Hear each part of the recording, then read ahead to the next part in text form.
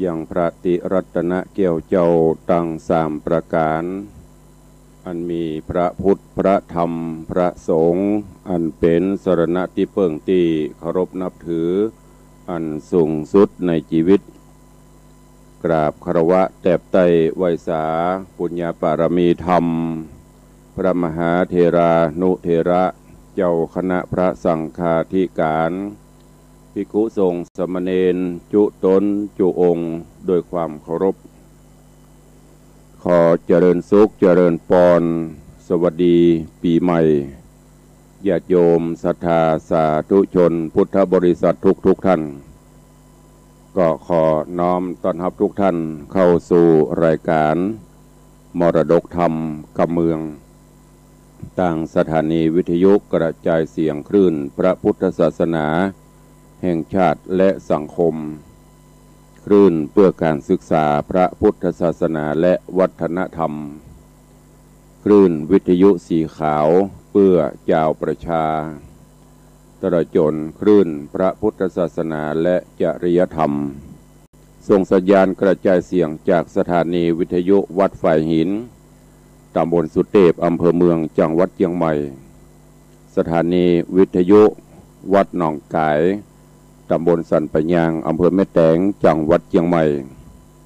สถานีวิทยุบริการสาธารณะวิทยุ CM77 วิทยุอินเทอร์เน็ตล้านนาสถานีวิทยุพระพุทธศาสนาจังหวัดเชียงรายสถานีวิทยุคลื่นพระพุทธศาสนาและจริยธรรม FM 96 เมกะเฮิรตซ์ในคลื่นสถานีคลื่นวิทยุสีขาวเพื่อเจ้าประชา ในเมตตาอนุเคราะห์ถวายเวลาของผู้อำนวยการสถานีคือท่านเจ้าอาจารย์พระครูอภิวัฒนวิกรมวัดปากตางเจริญได้เมตตาถวายเวลาในคลื่นวิทยุสีขาวอันประกอบไปด้วยสถานีวิทยุบ้านทุ่งเรดิโออำเภอสันป่าตองจังหวัดเชียงใหม่สถานีวิทยุคลื่นธรรมชุมชนวัดห้วยตองซักอำเภอจอมทองจังหวัดเชียงใหม่สถานีวิทยุเวียงป่าเป้าเรดิโออำเภอเวียงป่าเป้าจังหวัดเชียงรายสถานีวิทยุคณะสงฆ์อำเภอฝางจังหวัดเชียงใหม่สถานีวิทยุมนต์เสียงธรรมวัดบุพารามอำเภอแม่แจ่มจังหวัดเชียงใหม่สถานีวิทยุชุมชนโคนเมืองลี้อำเภอลี้จังหวัดลำพูนสถานีวิทยุเสียงธรรมจากวัดจันทร์อำเภอกัลยาณิวัฒนาจังหวัดเชียงใหม่สถานีวิทยุชุมชนคนนาน้อยอำเภอนาน้อยจังหวัดน่านสถานีวิทยุสีคำเรดิโออำเภอเวียงสาจังหวัดน่านสถานีวิทยุเสียงใสเรดิโออำเภอต้าวังผาจังหวัดน่าน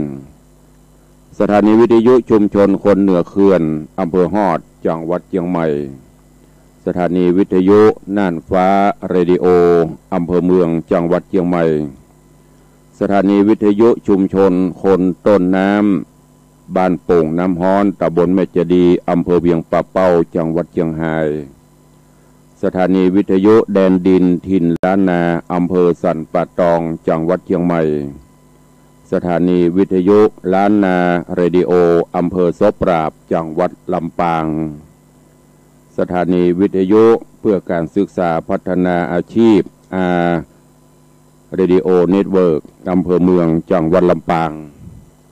และสถานีวิทยุชุมชนหลายๆสถานีที่ได้มอบถวายเวลาให้กับทางรายการต้องขออนุโมทนาขอบพระคุณท่านผู้อำนวยการทุกสถานีทั้งคลื่นวิทยุสีขาวทั้งคลื่นของธรรมะของวัดฝ่ายหินก็ดีและต่างคลื่น 96 เมกะเฮิรตซ์ที่ได้ถวายเวลาให้กับรายการในวันนี้ปะกันวันนี้ก็เป็นวันสังขารล่องตามปกติโหราศาสตร์ปกติล้านนาซึ่งวันนี้เป็นวันที่ 14 เมษายน พุทธศักราช 2564 ตามปกติตามตำรับตำราวันนี้เป็นวันสังขารล่องราศีมีนย้ายเข้าสู่ราศีเมษตั้งรายการวันนี้ตุลุงก็ขอเมตตาได้เอ่ยกับญาติโยมศรัทธาในเรื่องของประกาศมหาสงกรานต์ปีใหม่ซึ่งธรรมเทศนาก็ได้เตจบลงไปกันละส่วนวันเก้ากองที่พี่น้องญาติโยมต่างคลื่นสีขาวได้ฟังนั่นก็วันนี้ก็ขอไว้เหตุวันเนาะวันนี้เป็นวันปีใหม่ละก็บางท่านก็ปฏิบัติตามเดิมวันที่13 14 15บางทีก็เอาวันที่14 15 16ถามว่าคัดแย้งกันก็บ่ได้คัดแย้งอะไรอย่างกันญาติโยมทั้งหลายพอออกไม่ออกสถานที่ฟังเพราะ 4-5 ปีมานี้ก็จะเป็นเช่นนี้ตลอดและก็จะเป็นเช่นนี้ไปแหมหลายปีอยู่เกือบจะเป็น10 ปีที่เปิ้นประกาศเพราะว่าการคำนวณเปิ้นก็คำนวณเอาตามเลิกผ่านนาทีบ่ได้คำนวณด้วยตัวเก่าเหมือนอย่างที่บางท่านบางคนไปว่าพระสงฆ์องค์ข้าเจ้าใจนี่ตัวเก่าวางนั้นวันนี้บ่ใจแต่ถ้าว่าอันอื่นเปิ้นคำนวณแถมยังของอันนี้คำนวณแถมยังอันนั้นล่ะคือแม่นขัดแย้งกันแต่นี้ตั้งแต่โหนหลวงเปิ้นก็ประกาศประชาสัมพันธ์คำนวณมาเพราะนั้นวันนี้ก็ตั้งรายการก็ขอเอาประกาศมหาสงกรานต์ปีใหม่อันนี้เป็นตามฉบับหนังสือปกติล้านนาของฉบับวัฒนธรรมที่ได้ใจกันดูเลิกผ่านนาทีมามาจ๋าคือกับญาติโยมศรัทธาก็ข่าวก่อนก็ได้เอาออกอากาศต่างคลื่นของ104ไปแล้ววันนี้ก็มาปะคลื่นของ96วันนี้ก็เอามาซ้ำให้ญาติโยมทั้งหลายขอถวายการต้อนรับครูบาอาจารย์ทาง Facebook ตอนนี้ก็มีหลายท่านหลายรูปหลายองค์เข้ามามีท่านอาจารย์สิทธิชัยแล้วก็มีท่านอาจารย์พระครูพระประหลัดบุญช่วยท่านเจ้าอาจารย์พระครูสถิตเจติยารักษ์เข้ามาร่วมโมทนาสาธุในบุญขอกราบถวายการต้อนรับแล้วก็มีแม่อุ้ยน้องแฮกเกอร์เข้ามาร่วมรับชมรับฟังตอนนี้ก็กำลังไลฟ์เข้ามาก็เป็นเวลาอันเหมาะเนาะที่ญาติโยมศรัทธาได้เข้ามาชมมาฟังทาง Facebook ก็ดีฟังกันทางสถานีวิทยุก็ดีซึ่งวันนี้โดยเฉพาะสถานีวิทยุได้ลิงก์สัญญาณไปโดยทั่วกันก็ประมาณ20 กว่าสถานีวันนี้ขอท่านอาจารย์พระครูผมบอกสาธุครับขอกราบถวายความเคารพนะครับท่านหลวงพ่อพระครูสถิตเปิ่นติดตามตลอดเจริญปอนโยมอัญชลีคำกิติเจริญปอนสวัสดีปีใหม่วันนี้เริ่มใจได้ละสวัสดีปีใหม่คือปีใหม่ไทยศักราชไทยเฮาวันนี้ตามหนังสือปีใหม่เปิ้นบอกว่ามังกละบุธิสิริสุภมัสดุจุลศักราชได้ 1,362 ตัวปีชวดสนามกัมโพชพิไลเข้ามาในคิมหันตะอุตุกิตมาศกาลปักตรีมีบุตรทานโถงไทยล้านนาภาษาปนว่าปีกดใจเดือน8ขึ้น3 ค่ำพร่ำว่าได้วันพุธไทยว่าวันเต่าสีตรงกับวันที่14 เมษายนพุทธศักราช 2564 ยามนั้นระวิสังขารมีตนเรือเรืองงามประดุจดังแก้วอินทนิน สถิตอยู่ที่ปวิมานมีนราศีประเทศ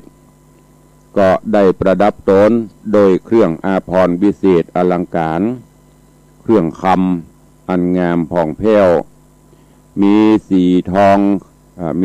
องคำงามเลิศแล้วประดับตนโดยรัตนมณีแก้วอินทนิลต่างขจรหูและซุปกระโจมหัวขโจมก็คือชดานะก็สีทองคำมีวรรณะอันเรืองรุ่งรัศมีปุ่งงามตามีหัตถาหรือว่ามีมือ4เบื้อง2เบื้องตั้งลุ่มหงายมือขวาเบื้องหนึ่งถือน้ำต้นนี่เป็นกำเมืองเฮากำไทยก็คือคนโทมือเบื้องซ้ายเบื้องหนึ่งถือปืนได้กาละยามดียามนั้นก็เสด็จขึ้นขี่หลังนกยุงคำปีนี้ขี่หลังนกยุงคำตัวหลวงเสด็จลุกจากโหนบุรพาไปสู่โหนทักษิณยัวริยาตไปสู่ราศีไปสู่เมษราศีก็ออกจากที่บวิมานแล้วเสด็จลีลาต่อแล้วต่อด้วยพระโหพลนิกายโยธา ซึ่งยามนั้นเป็นเวลายามแต่สู่รุ่งเวลา3:39 นาที36 วินาทีตี 3เนอะสังขารล่องตะคืนตะเจ้าหรือจะตะคืนตะเจ้าพร้อมเป็นวันนี้ล่ะตี3:39 นาที16 วินาทีคนตั้งหลายจึงเรียกว่าวันสังขารล่องอันนี้ถ้าเขายึดถือตามนี้นะแต่ถ้าบอกว่าไผว่าเยอะกะจ้างเด้อเจนประกูลงูเงากูมา13 14 15ก็บ่ผิดเนอะ อันนั้นเพราะว่าทางราชการเพราะว่ากำหนดว่าเทศกาลมหาสงกรานต์คือเข้าสู่วันสงกรานต์แต่ถ้าเราเคยถือเลิกพานาทีได้ปฏิบัติตามก็ต้องยึดเอาตามที่เปิ้นคำนวณถ้าบ่อ่านมันก็จะไปคัดกันคัดกันจะได้ตุลุงก็คัดกันจะเนี้ยเวลาเราจะไปออกรถออกกาเวลาเราจะไปคืนเฮือนใหม่กามงคลสมรสกาก็เรายังไปถือเรายังไปฮื้อตุเจ้าครูบาอาจารย์เปิ้นเอาเลิกผ่านนาทีเปิ้นก็เอาตามเนี้ยที่เปิ้นคำนวณเนี่ยเปิ้นไม่ได้ยืดเอาลง13 14 15ดีหมดอันนี้คือศาสตร์ต่างๆเนอะเจาะแยกให้ญาติโยมทั้งหลายได้รับฟังต้องแยกให้มันถูกต้องนะแต่ถ้าถามตักนามลักพุทธศาสตร์พระพุทธเจ้าได้บอกว่าเลิกคือความพร้อมวันไหนก็จ้างถ้าเราพร้อมน่ะคือวันดีพร้อมที่จะสร้างกุศลคุณงามความดีพร้อมที่จะเก็บหอมรอมริบสร้างความดีอันนั้นดีหมด ไม่มีวันเสียแต่อันนี้คือฮีดจารีตประเพณีเจนบรรพชนเฮาได้ยึดถือมาต้องแยกออกจากกันจะไปเอามาโจตนาโจมปลีกันตุเจ้าตนนั้นอย่างอันโหนนี่ว่าจะบ่ใจ อันเนี้ยเถียงกันจะกู้ปีหน้าก็จะเถียงกันแฮมะแล้วก็คนเฮาบ่ได้จะเอาความเพิ่นฮ้องไว้ถ้าเป็นภาษาบ้านเฮาเอาตัวว่าบอกว่าประยุทธ์วันนี้ เอาวันหยุดว่าบ่ได้เอาความวันที่เปิ้นคำนวณว่าอันนี้ก็ฝากไว้เป็นข้อคิด คือกับครูบาอาจารย์ท่านเจ้าตัวแม้แต่คณะสงฆ์เขาก็เหมือนกันบางที่บางวัดเพิ่นก็เอาแหมวันบางวิอำนวยความสะดวกถามว่าผิดก็มีผิดบ่มีถูกเนาะอย่างวัดวังสีคำเนี่ยไผมาต้านกับเข้าต้านได้ตลอดปีมันจำเป็นต้องเอาวันเดียวการทำบุญศูนย์ต้านกับปรับแต่ว่าอันนี้คือเลิกผ่านาทีเปิ้นคำนวณให้เป็นชนี้เราก็ต้องปฏิบัติไปตัวเอง เปิ้นบอกว่าวันนี้สังขารล่อง3 โมงตี 3นะ3 โมง 39 นาที16 วินาทีวันนี้เป็นวันสังขารล่องเปิ้นบอกว่ากาลนั้น วาระแห่งนางเทวดาชื่อว่านันทามดก็มายืนอยู่แล้วก็ยื่นอย่างยื่นหัวมหาพรหมต่อนะก็มีเทวดาชื่อศิริมามาถือเอาดอกไม้น้ำปีนี้ดอกกาสะลองเป็นน้ำปีดอกกาสะลองปีนี้สังขารไปวันพุธสังขารล่องวันเนี้ยคือวันพุธเพิ่นบอกว่าสังขารล่องนางสังขารนั่งปั๊บพะแนงเจิงบนบัลลังก์จะเกิดโทษเดือดร้อนแก่สมณะจีพรามพระเจ้าพระสงฆ์องค์เนรเขาเนี่ยสมณะจีพรามจะเดือดร้อนประเด็นนี้ก็ถึงเริ่มเดือดร้อนพ่องเดือดร้อนอย่างพวกไม่สปันไม่ใช่เดือดร้อนเรื่องบดีนะแล้วก็ ฝนหัวปีกลางปีมีนักพอโจโลเข้ามาก็พายุเข้ามาซัดลงมาหลายหานะ3 4 5ละหาใหญ่ๆอันนี้หัวปีฝนหัวปีจะมีนักล่าปีบลายคือปลายปีปลายฤดูจะแรงจะได้ยินเสียงฝนเดือนจะได้ยินเสียงฝนเดือน7ขึ้น15ค่ำเดือน7เพ็งเดือน8ขึ้น15ค่ำเนี่ยฝนจะเริ่มตกไปตลอดเดือน7เพ็งก็สีหน้าเนี่ยเนาะสีหน้านี่จะได้ยินเสียงฝนจะตกฤดูปีนี้โจรผู้ร้ายจะนักก็ให้ระมัดระวังเนี่ยการคำนวณต่างๆเปิ้นก็เตือนเป็นการเตือนนะโจรผู้ร้ายจะนักมันนักจะได้เพราะลองพอเศรษฐกิจมันบดีการงานกับมีคนตกงานนักอันเนี้ยมันจะเริ่มมีขโมยขโจรนักขึ้นการลักเล็กขโมยน้อยจะนักเฮาก็ได้ยินนี้เฮาก็ต้องระวังไม่ใช่ว่าโอ้บ้านเฮามีอย่างมันใจคือเป็นการเตือนเฮาคือระมัดระวังคำสมบัติสัมปติเข้าของบ้านจองหอเฮือนที่ไหนมันมั่นคงเฮาก็ดัดแปลงซ่อมแซมให้มันมั่นคงเพื่อป้องกันไปได้แหมต่างหนึ่งปีนี้ของข่าวจะแปลงของข่าวนี่ก็คือคนเท่าแก้วข้าวสารนั่นไปเดียวกับตึงแปลงละกิโลนึงปะโทมันจะถูกคนในบ้านในเมืองจะเดือดร้อนจะบัดถูกบัดตัดบัดแม่นคือจะพิษจะเทียงหัวกันคนจะตื่นข่าวหายก็ยังยับตื่นแตกตื่นกับข่าวโรคโควิดระบาดนี่ปะโทมันก็น่ากลัวนะแตกตื่นกันจะลำบากแก่สมณจีพรามเต้าพญาผู้เป็นใหญ่ในบ้านในเมืองจะเดือดร้อนจะได้พรากจากบ้านจากเมืองจะเกิดภัยยะมากับคนต่างบ้านต่างเมืองภัยยะโรคภัยไข้เจ็บผู้โจรผู้ร้ายจะเอามาจากต่างบ้านต่างเมืองเข้ามาฝนมีนักแล้วก็ระมัดระวังว่าหัวปีจะโลเข้ามาก็หลายหานะระวังเพราะก็ทำอย่างก็หลายปีละน้ำบท่วมเฮาปนบ่ลองสังเกตพอประมาณ4-5 ปีอันนี้น้ำจะท่วมปีหนึ่งหรือว่า3 ปี4 ปีท่วมเทื่อหนึ่งนะเพราะนั้นหลายปีมาบท่วมปีนี้ก็ระมัดระวังก็เป็นการป้องกันป้องปรามเขาตัวเขาก็ระมัดระวังภัยที่เคยโดนน้ำท่วมบ้านไหนที่เคยบ้านต่ำเนี่ยก็ปรับปรุงเห็นไหมป้องกันไว้มันบท่วมก็ดีแต่ถ้ามันท่วมมาเขาก็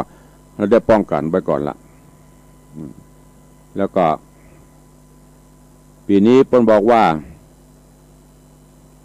ข้าวจะดีปานกลางข้าวเปลือกถั่วงาข้าวสาลีจะแปลงปีนี้คนเกิดวันเสาร์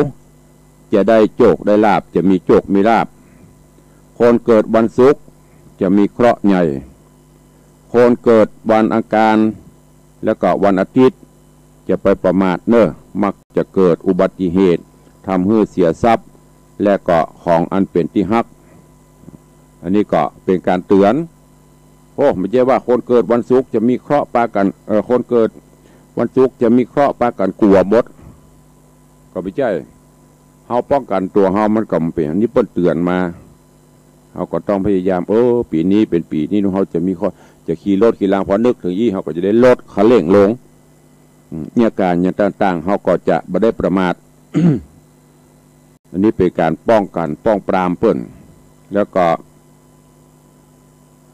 เปิ้นฮือปู่จาพระธาตุเจ้าเจดีย์ ส่งน้ำพระพุทธรูปเอาไม้ไปกำไม้สลีปูจาไม่กำไม้สลีปูจาเข้ากูอายุจุดเตียนเนี่ยอันนี้ก็ฮีดบ้านเฮาเมืองเฮาเนี่ยปีใหม่พอเตอกูบ้านกูจองจะปูจาเตียนสะเดาะเคราะห์ฮับโจกสืบชะตานี่เป็นหลักๆของเพิ่นแล้วก็ไปสะเก้าดำหัวเหรอเพราะว่าปีนี้ดำหัวคือออกไปนอกบ้านหรือนอกใจคาบินหน้าไปทางใต้แล้วก็เอาน้ำส้มปล่อยเอาอาบองค์ส่งเกรดดำเก้าดำหัวมนส้มปล่อยกับบิจิญะกถาเพราะว่าสัพพะตุขาสัพพะพญาสัพพะอันตรยาสัพพะขหาสัพพะอุปัฏฐวาโอมทุเลสวหาย3-4 กรัมเนี่ยเป่าเข้าไปหรือบ่มีกถาอย่างกับโยตั้งจิตโอปีนี้ปีใหม่เนอะข้าพเจ้าก็ได้เอาน้ำขมิ้นส้มป่วยมานั่นเป็นน้ำทิพย์โอชาว่าไปขอสัญญาจังไรอุบัติเหตุเพศภัยข้อเกณฑ์เบนโตดพญาติพยำสิ่งอัปะมงคลต่างๆจงได้มาลายหายไปจากตนตัวข้าพเจ้าจากบ้านจากก็ห้ามไปเถอะบาลีประกาศแปลมันก็เป็นอย่างนี้สัพพะทุกขาก็คือความทุกข์สัพพะพญาก็คือโรคภัยไข้เจ็บนะถ้าแปลเอามาแล้วมันจะเป็นอย่างนี้เท่าก็ห้ามไปว่าไปแล้วก็เอาลูบหัวลูบเก้าซาหัวอาบเลยอันนี้คือการปฏิบัติของบรรพชนเฮาเพื่อกับเนี่ยเจนครูบาอาจารย์ทำกันมาจากนี้ปีเดียวประเด็นนี้มันเริ่มหายไปหาว่าของ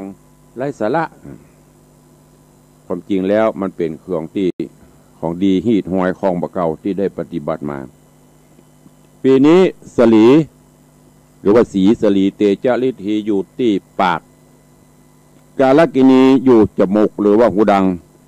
จันไรอยู่ที่หลังคือเอาน้ำส้มปล่อย7 ฝั่ง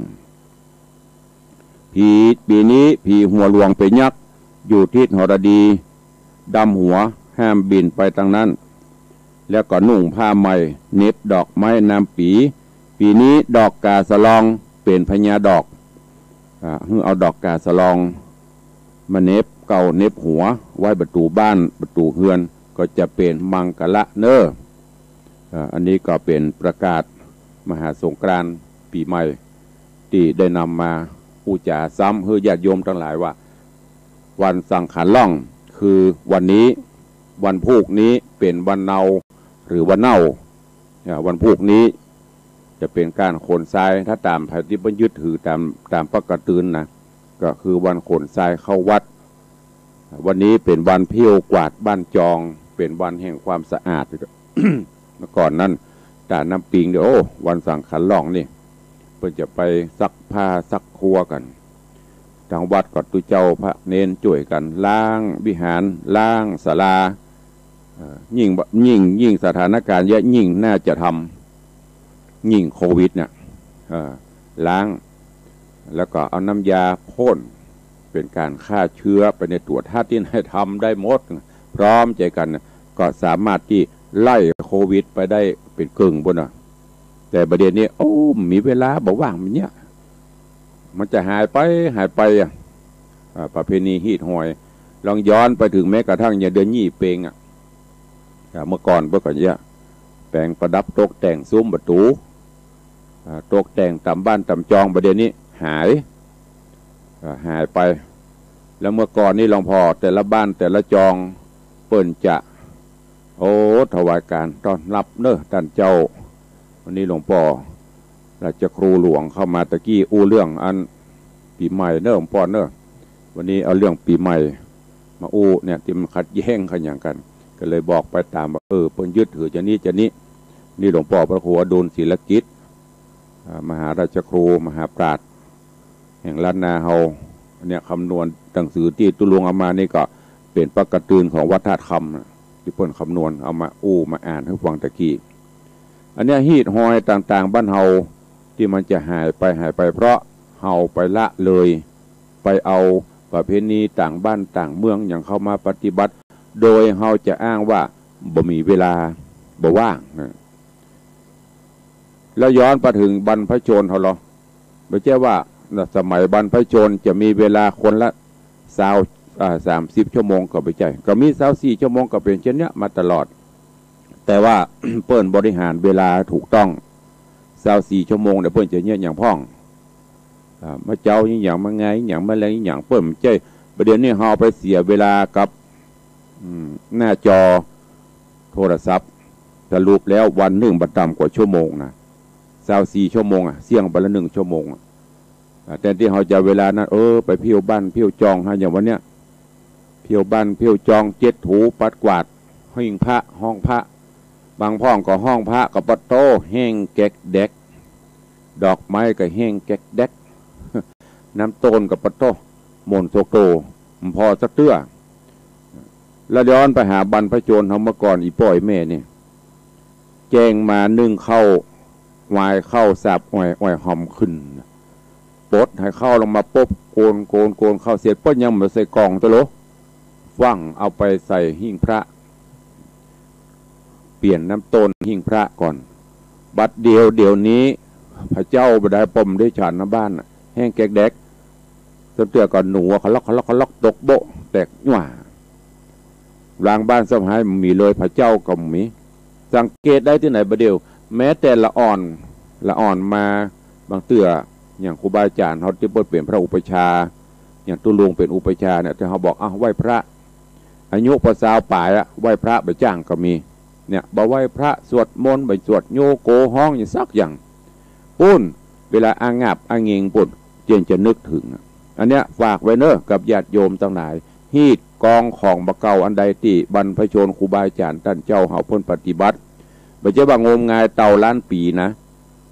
มันเป็นสิ่งที่ดีเปิ้นปฏิบัติมาแล้วเปิ้นถือเอามาเขียนเป็นตำรับตำราเฮาก็ควรที่จะน้อมเอามาคิดเอามาใช้ในการดำเนินชีวิตของเฮาลองย้อนพอบรรพชนเฮาแต่ก่อนไปอยู่กันอย่างสันติสุขบ่ว่าบ่เดือดร้อนหยังแต่บัดเดี๋ยวนี้ยิ่งการเจริญทางด้านสื่อสารทางวิวัฒนาการสังคมเฮาก็ยิ่งเดือดร้อนความหันแก่ตัวก็เกิดขึ้นติ๊ก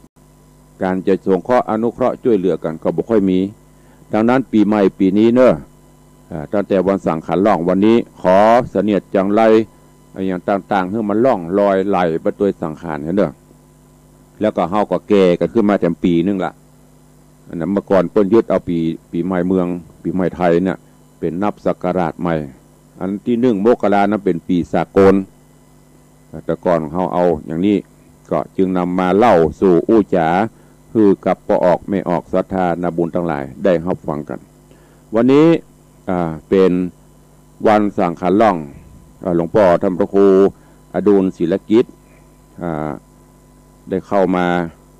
รับชมรับฟังเดี๋ยวพระคุณหลวงพ่อมีอย่างจะอู้จ๋าออกทางอากาศก็ได้นะครับเนอะญาติโยมฟังกันหลายวันนี้ตั้งแต่เป็ดนั่นถ้ามีอย่างจะเสนอก็เมตตาโทรเข้ามาร่วมในรายการได้แล้วครับเนอะ0817836540จะได้ลิงก์เสียงออกอากาศมีอย่างที่จะเสริมเติมในโอกาสปีใหม่สัก 2-3 นาที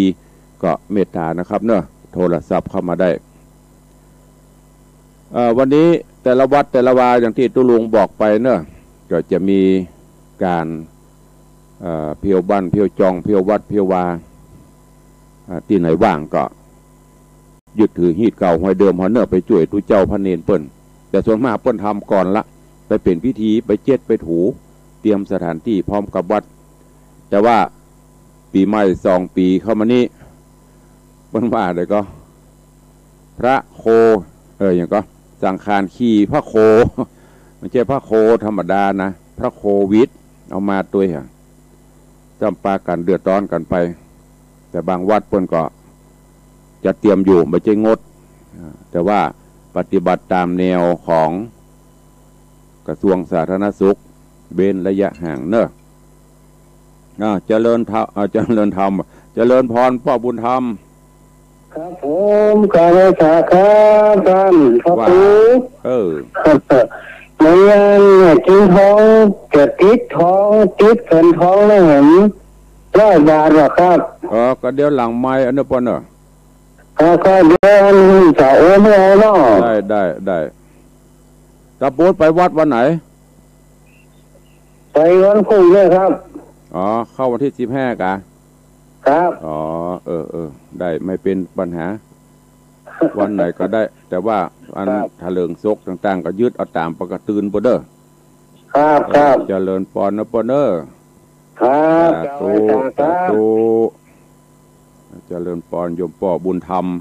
เบียงปะเป้า จะมีโยมร่วมบริจาคปิดอันทองพระเจ้าตันใจตะวันนี้ที่วัดก็มีงานทำบุญอายุวัฒนมงคลครบรอบวันเกิดของโยม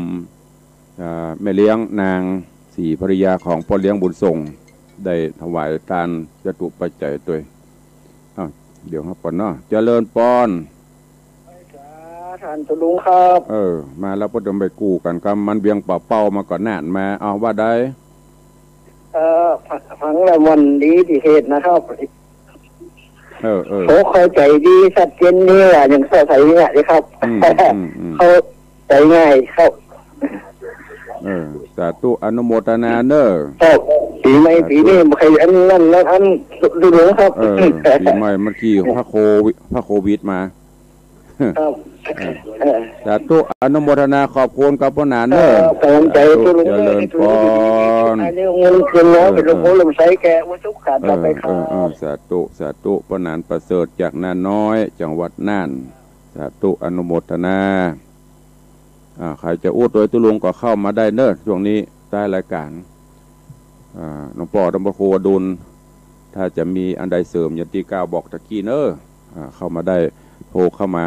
เผื่อมีอย่างที่จะแนะนำวันนี้ลิงก์สัญญาณไปทั่วเนอะหลวงพ่อเนอะต้องภาคเหนือตั้งแต่น่านลงมาถึงถ้ามีอันใดจะเสริมเกี่ยวกับปีใหม่ก็นิมนต์ได้ก็ตะวา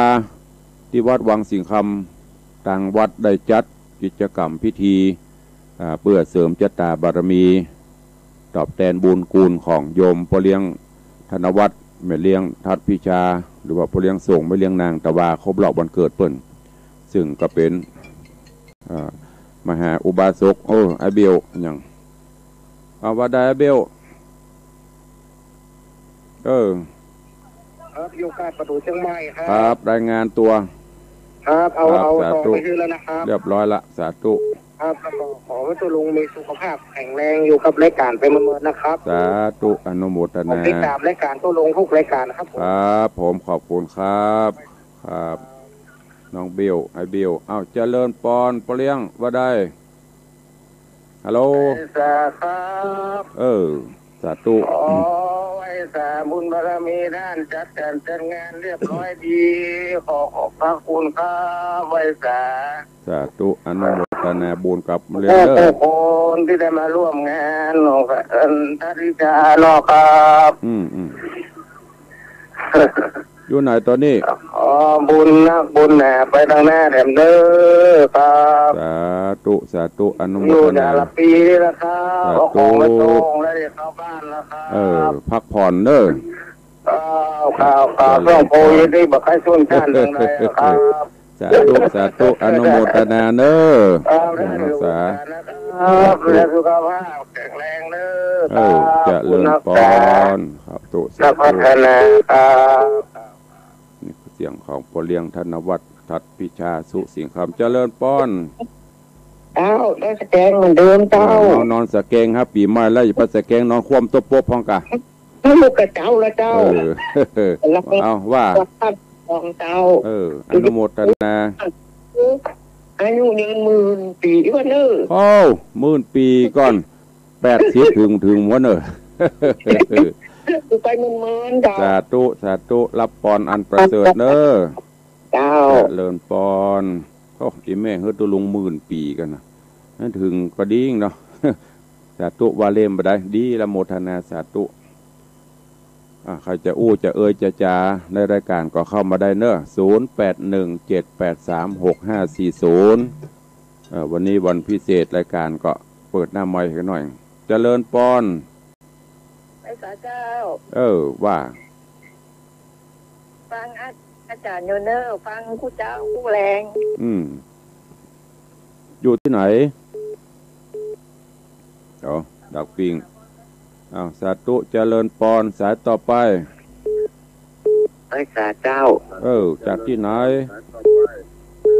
ไปพาแม่ย่อยเจ้าอ๋อแม่ย่อยสันทรายโอ้อีแม่อันอีแม่แบบปิดวิทยุขอนิดก่อนเนาะกว่าเขาจะไปออกเสียงได้ยินเสียงตู้เยอะๆอันใครถามว่าฟังถามเจ้าเวลาไม่น้อยบัดตอบเจ้าเนาะเจริญพรสาต่อไปไว้สาเจ้าท่านพระครูว่าหลายท้ายรายการเราขอปอนท่านพระครูจะนึ่งวันปีใหม่นะท้ายรายการขอพรปอนตุลุงแปลงเนอะปอนตุลุงนี่แปลงกระดาษก็ได้เดี๋ยวก่อนท้ายรายการก็กันเนาะเจ้าสาธุเจริญปอนแม่เพื่อนหมื่นปีผมสิบหมื่นปีนะครับโทได้การนะเนาะได้การนะเด้อเป็นเป็นบุญก็ได้นะครับเป็นโลโมลงใต้ครับตุเนออนุโมทนาจะรับปอนขอรับปอนอันประเสริฐที่ทุกท่านเนอพ่อพ่อเลี้ยงส่งว่าฮื้อทุเจ้า10,000ว่ะที่แม่ฮื้อ10,000พ่อหลวงเสื่อม10 เต่ากันเจริญปอนสายต่อไปไปสาเจ้าท่านพระครูเจริญปอนแม่ทาตะกี้ถามตะกี้แล้วว่าตาลสังข้าวเนื้อตาลเมื่อไรก็ได้แม่ก็เจ้าได้เลยแม่ตาลหาเบิดก็ได้ถ้ามีที่ตาลมาตาลบางสีคำให้ตึงปีแล้วตาลได้ตลอดตาลมาได้ก็ได้ตลอดปีเลยเจ้าตาลตึงวันซ้ำดีแม่ทุกเจ้าก็อิ่มพีก็อิ่มมันเพราะว่าอย่ามาเรียนนี้จะไปไหนก็มาได้หรอแม่ไปไหนไปได้เลยไปยายก็จะไปถามยายแม่ไปไหนก็ไม่ได้ตาลมาพูดแม่ก็ถือไปไม่ได้ต้องรอละอ่อนเจ้าแค่นั้นแหละเตียเนอสาธุพอติดเตียงพวกปันไหนก็ได้แล้วพวกก็ถาม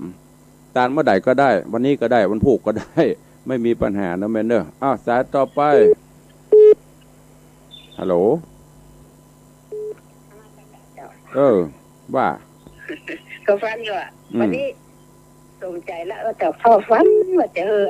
จะหัวไปทางไหน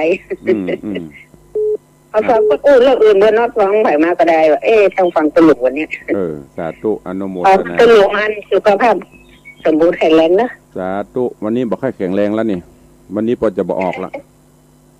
ขอบคุณอนุโมทนาเปลี่ยนกันวันนี้หลายคนละน้อยเวลามันน้อยเนาะสาธุอันนี้หมู่แฟนครับเดิมอยู่แล้วไม่มีปัญหาเจริญปอนสายต่อไปจากไหนมันภูคาเหนือครับภูคาเหนือว่าใดวันนี้ปีใหม่เนอะสาธุเจริญปอนปีใหม่เช่นกันขอทุกท่านให้ลุงใจมานียาวเนอะยาวกี่ปีรถเต่าตะกี้บริยังโซพวกเรา10,000 ปีกันนะสาธุอนุโมทนาเด้อครับผมสาธุจะกระแปงสายต่อไปเจริญปอนจะท่านพระโหจะพ่อจันแดงห้อยสาราลีอย่างก็ว่าชัดๆไปหูเรื่องจากพ่อจันแดงห้อยสาราลีพ่อจันแดงห้วยสาราลีเมืองลีบ่ได้สติพอดีเนี่ยเป็นเอาวันได้10 วันพอการร้องก็ประกาศตะกี้พ่อบอกฟังเหรอเรื่องนี้ผมก็เพราะว่าได้ห้องน้ำมาใหม่ไปห้องน้ำมามาไปเข้าห้องน้ำสังขารเอาเข้าห้องน้ำเห็นเนาะเริ่มได้ฟังวันที่10วันนี้เป็นวันสังขารล่องวันพรุ่งนี้เป็นวันเนาวันที่16เป็นวันเถลิงศกพญาวันเนอตรงนี้เป็นวัน13ก็ได้กับว่าเป็นอุตะกี้ประจบแล้วหรอป่ะเจริญปอนเนออีพ่อเข้าห้องน้ำบัดนั้นได้ฟังตุลุงอธิบายนะมาซ้ำแหมมันเสียเวลามันไม่ผิดภายเจ้า13 14 15ก็ได้เพราะเขาประกาศสงกรานต์ประกาศเทศกาลแต่ถ้ายึดถือตามปกติก็คือวันนี้เป็นวันสังขารล่องวันพรุ่งนี้เป็นวันเนาอันนี้เป็นประกาศตุลุงประกาศให้ตะกี้ละเจริญปอนว่าฮัลโหลเจ้าว่าเจ้าเนี่ยเขาวังแต่ว่าวันที่15นั่นเนอะ ไปก็ได้ขนมมันเนี่ยเจ้าแล้วอีแม่ขึ้นเทือนใหม่แม่เอาวันไหนถ้าสมมติอีแม่จะไปหาวันอ่ะถามกันหน่อยถกเถียงปัญหากันหน่อยก็บัจใจสมมติกรณีสมมติอย่างอีแม่จะขึ้นเทือนใหม่อ่ะแล้วตู้เจ้าเปิ้นไปถืออีแม่เอาปักกระตือนอันใดมานี้ก็หมูไหนก็ต้นอันนี้คือก็บ่ฮู้นะฮีดเก่าคือมันเป็นกันละปีนี้ปีที่แล้วแม่หันก่อวันเดือน4เปงมี2เตื้อแม่หันก่อเจ้าแล้วแต่ก่อนมันมีก่อแม่ว่าก็น่ากะเอากระจบข่าว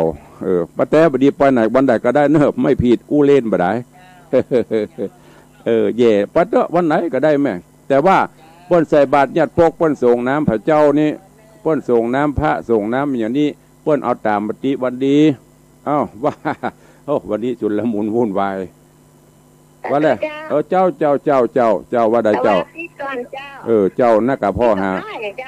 พ่อหาไม่ได้กี่ขนมจอกสักคำกินข้าวแล้วจ้ะดีแล้วได้กินก็ดีนึกว่าไม่ได้กินข้าวดีมากจ้าอันยังแม่ไปบ้านเกิดจ้าไปวัดเมืองไก่เลิกไก่ไปทำบุญแล้วก็ได้หุบตู้ครูบาแดงมาแล้วจ้ะสาธุอนุโมทนาบุญรักษาจะเอาไปเตี้ยจะเดินปอนเนอร์สาธุสายต่อไปเข้ามาวันนี้บ่อู้ละหับสายอย่างเดียวมีก่อนมีอยู่ไหมวันนี้ปีใหม่หับสายเหลือเวลา5 นาทีจะหมดเวลาเจริญปอนอาจารย์เจ้าตะลุงจะมาถามกันจะมาข้องใจคนถามว่าอะไรตาเนาะว่ามาอันว่าเวลาเขาตานขังข้าวว่าเขารวมเขาตานขันใหญ่รวมญาติหมดได้ละเจ้าถ้าสมมติวันนี้ฟังก่อนเนาะจะย้อนถามสมมติวันนี้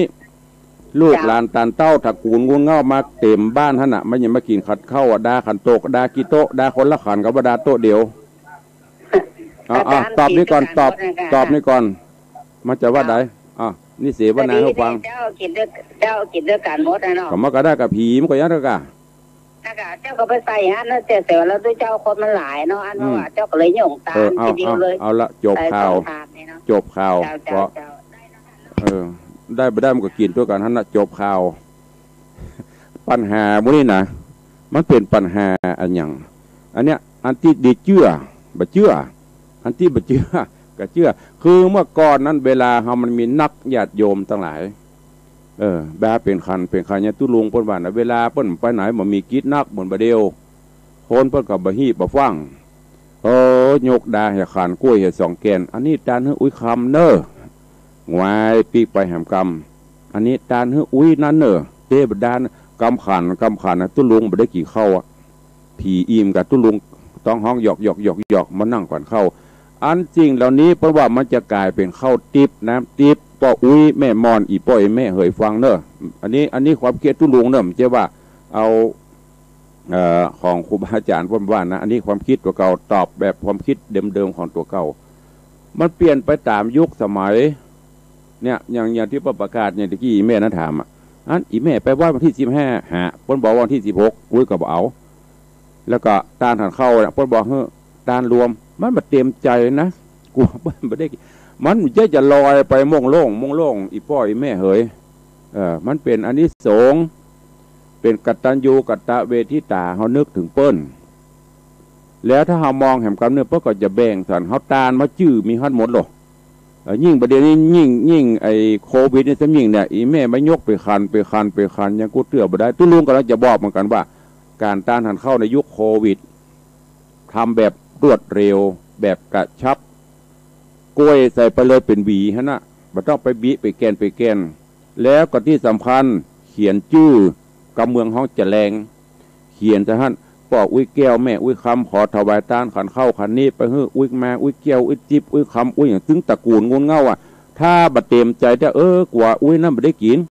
กลัวอีแม่ไปใส่พร้อมตึงสุหลีเงี้ยตระกูลมันตื้อไปตื้อบดมันแบบพี่นายกรรมนะกับอุ้ยเหยสมมติโฉนดที่ดินวันนี้นาผืนนี้อีแก้วเนอสวนอีคำเนอไอเฮือนเนี่ยไอนั่นเนอเขาตายปุ๊บมันก็แบ่งไปตามนั่นแหละ อันนี้คือเปรียบเทียบให้หันพันเป็นตัวนะตาลขันเข้าก็เหมือนเดียวกันเฮาโบงบ่ฮะละลูกตาลเฮออุ้ยนั้นอุ้ยนี้แม่เปิ้นมีฮะโยมผาบานครับเปิ้นก็อย่าไปตื้อเพราะอุ้ยแก้วบาละเด้อแม่คำตาลขัดโตกมาเน้อกล้วย2 แกนแต่นั้นเปิ้นก็อย่าแบ่งไว้เฮือถ้าเปิ้นไปเกิดไปหยังไปรีมนละเปิ้นอยู่แล้วมันไปไหนปีกมาเป็นห้องเฮาเนี่ยครูบาอาจารย์เปิ้นก็อธิบายนะแต่อุ้ยเขาอีป้อยแม่ฟังม่วนตุลวงเทศม่วนแต่ม่วนว่าได้สาระแต่ประจำเนี่ยแล้วก็ถามปัญหาอีเมตตาน่ะเข้าไปบ่ได้ฝากเขาไปได้ก่อเพิ่นถึงว่าได้มันมีปัญหาสามพ่อก็อีแม่อยู่บนเฮือนลงกับล่างบ่ได้แม่อยู่บนเฮือนหยาดน้ำได้ก่อปัญหาพวกนี้มันจะเป็นปัญหาลักอย่างเนอะเป็นปัญหาบล็อกจอกแจ๊กอันนี้ได้หมด